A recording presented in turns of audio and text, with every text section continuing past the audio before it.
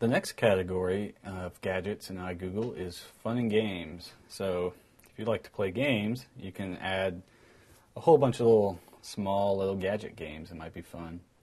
Let's check some of these out. At the very top, blackjack. Of course, it's not all games. Fun stuff too. Quotes of the day, which probably shows up in communication as well.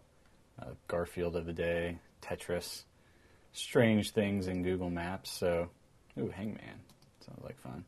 But there's just pages and pages of these funny cat photos. Got to add that. So you see there's just all sorts of weird, crazy stuff. So check out those if you're into it. Let's go back and look at some of the ones we added. Funny cat photos. I like that one. Put that one on my homepage, I think. Hangman, and you can see they're going to be interactive. So as you go, ooh, not doing so well. But you get the idea. So all your games are going to be interactive, so play around with those. Some quotes of the day. This one doesn't seem to be working, so I'll go ahead and delete it. But that's just some of the fun and games gadgets that you can add to your homepage in iGoogle.